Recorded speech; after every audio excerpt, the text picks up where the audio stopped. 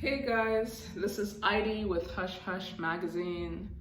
I wanted to talk to you guys today about hair, specifically about black hair, and specifically about what I call my 4D hair. So let's talk about it. Let's get into it.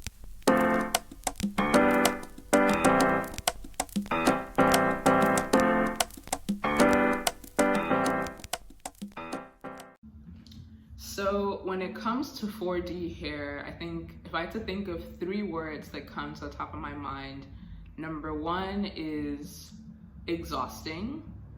It is exhausting because it's so hard to manipulate and to work with, and I'll talk more about that soon. The next word that comes to my mind is dry. I think 4D hair, as well as a lot of other types of black hair, they love to just stay dry, and you feel like you're literally like covering your head in oil and cream and buying every single product you could ever think of or saw on YouTube, and you're drenching your head with it. You're doing all the deep conditioning stuff and just nothing seems to work. Like, it kind of feels like it'll stay kind of moisturized for a few hours right after you do everything, but then, you know, by the next day it's definitely just like super dry and just like either breaking off or just so rigid it doesn't want to move or do anything, and it's really annoying. I think the third word that comes to mind is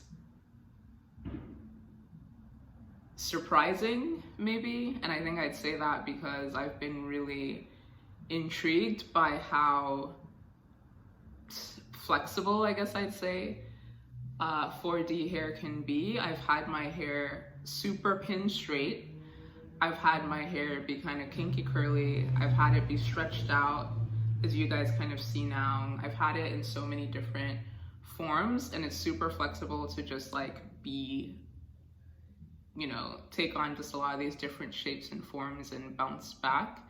So I think surprising is definitely the last word that I would use.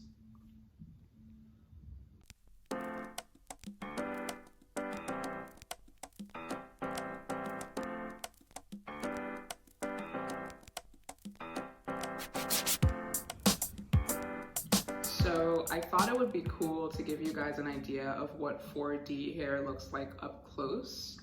So I took a piece of my hair and I put it on this paper. Let's see if this will capture it properly. It seems like it's not, but I think you guys get the gist here. It's kind of coily. When it's been at the driest, I've seen it literally just look like a, what do you call those toys? The springy toys? I don't know what to call them. Those toys, the slinkies. It looks kind of like a slinky. When it's not pulled out right now, I kind of stretched it out a little bit. But if I were to wash it, or if I just allowed it to do its thing and let it dry up, it'll just look like one circle actually. And then once you pull one piece out, then you'll see it's actually this long thing. And I could actually stretch this out to be like twice this length probably. Look at that. It's like the size of this whole Post-it note, but only after I stretch it out, which is kind of crazy. And then it kind of just bounces back like that. And then my hair, how it is right now, I actually had, at the start of the pandemic, a bunch of twists that were relatively small and were really cute. And being the lazy type C person that I am, I just left it.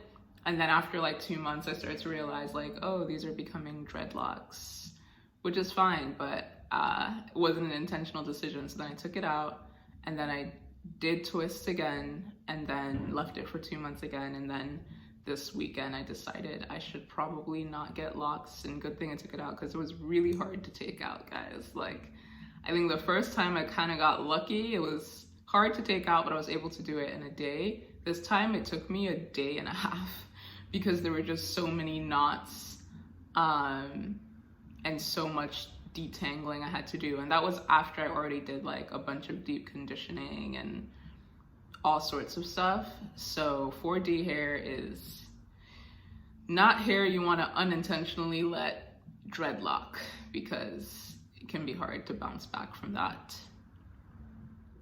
So I'll show you guys what it looks like when I take out this twist. I just twisted it maybe like 2 or 3 hours ago, so it's like partially dry but not totally dry. So as you can see, it's like up to the bottom of my face when it's twisted like this, which is kind of like partially stretched out.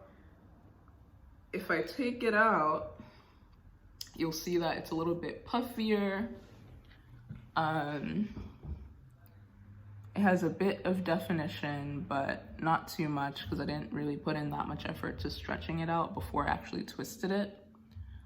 Maybe if I let it dry more, it would have a bit more definition. And then you can see that if I actually stretched it out even more with my hands, that it actually goes well past the bottom of my face and actually to the top of my chest. So I don't know how many inches this is. I don't have a ruler, but I don't know, maybe, probably at least a foot, I'd say, right? But then when I let it go, it snaps back. And if I let it dry like this, it would probably snap to even half of this. So it's one of the things I'm personally not crazy about with 4D hair. The shrinkage is ridiculous. And I feel like it kind of robs me of the versatility and a lot of styles that I want to do. Like, only just now was I able to actually start putting my hair in a ponytail type of style, which is nice because you can just kind of like quickly do it and then move on with your life.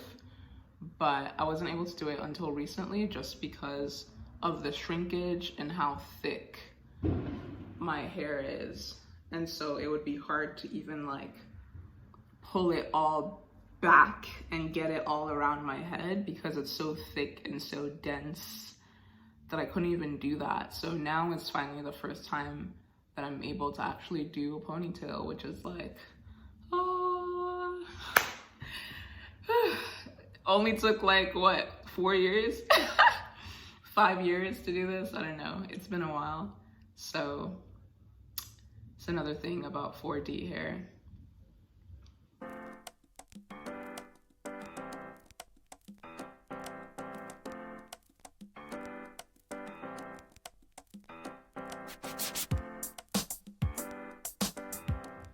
Another thing about 4D hair is that a lot of products don't necessarily work for it that you'll see on YouTube or elsewhere that people are using. So when I was in college, I think I literally used every brand, every product under the sun. Like, it used to be my thing. Like, every other Sunday I would go in and try a new brand, and I tried brand after brand after brand after brand until I got to a point where I was just like, I have so many products, none of them are really making a huge difference. Why am I doing this? I should be investing in stocks or something.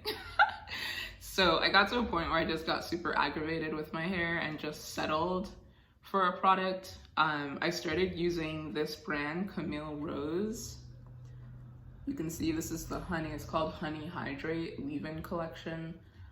It's a bit expensive, but I liked it because with 4D hair, especially if you're low porosity, I think it's called, where it doesn't really absorb moisture that well and just wants to be dry all the time, it's pretty hard to get something that can soak up any sort of hydration, and just putting like straight up oil into my hair wasn't super effective. So having this honey oil combination was really useful. It didn't make a huge difference, but it just made it easier to put oil into my hair and have some sort of shine and just a little bit of moisture.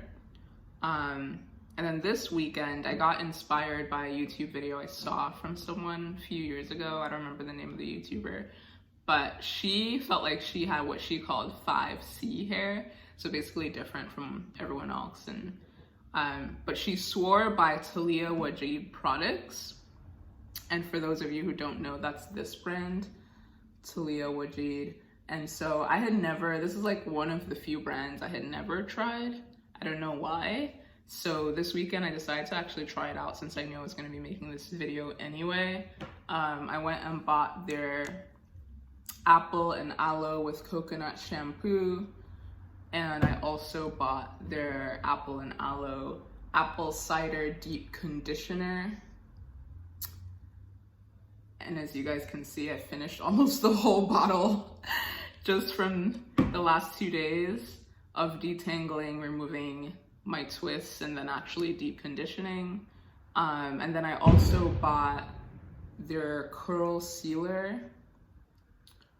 Yeah, it just says leave-in conditioner with no buildup, shapes and seals in curls while adding shine and reducing frizz. So it seemed like it might be a good leave-in conditioner to retain some moisture. So I bought these 3 products and I've been using them throughout this weekend. And I have to say it's been pretty solid, but then again, like I said, it's only been like 3 hours, but I will say the biggest difference I noted was that I did some twists yesterday as I was detangling and then went to sleep, and then this morning went to wash it out and it wasn't as dry as it usually is. So I did notice a bit more moisture being retained, but I think tomorrow will be the real test where like my hair has really had a full like 48 hours to totally dry out, and then see whether it will still be somewhat manageable and moist and kind of plump like it is right now, or whether it will just get like stiff and dry like it usually is. So stay tuned. I will let you guys know how that goes. Some other products that I typically use is coconut oil, and I have this Shea Moisture coconut oil product. Like I said, doesn't really do a whole bunch for me necessarily, but at least it just adds that shine that makes your hair look like it's healthy. I don't know if it's actually healthy, but people tell me it looks healthy, so it works for me. And then I recently started using this olive oil, what's this brand called? ORS, O-R-S, Edge Control. But as you guys can see, even though I put it in, it came out. So I don't know how long other people have seen this brand Edge Control last for them, but it does not seem to last for me very long. But I still use it anyway, because I don't know, I've given up hope. So yeah, this is pretty much all I have to say right now for 4D hair. I would love to hear what other question you guys might have for me about my hair and how I put up with it, how I tolerate it basically, and any products that you think I should try out, and any encouragement, frankly, that people might have, or things they do to stay sane. Like, as you can see, after I took out the twists, I just did some jumbo twists. And I'm probably gonna leave these in for as long as they'll stay, maybe up to a month if I'm lucky, because I'm just so lazy. I just can't be bothered when it comes to hair. I'm not one of those people that has fun or enjoys doing all the different hairstyles and checking it out. I just want something that's easy, that looks good, that my mom won't complain about, that's flexible, easy to maintain. So that's the name of my game, guys. All right, I think that's all I have to share with you guys today. Please like this video and subscribe if you like what I've shared or think I could share some other stuff that's useful to you. It will encourage me to keep making these videos, otherwise I might stop. So if you like them, like the video, subscribe, comment. And thanks, guys. I will see you next time.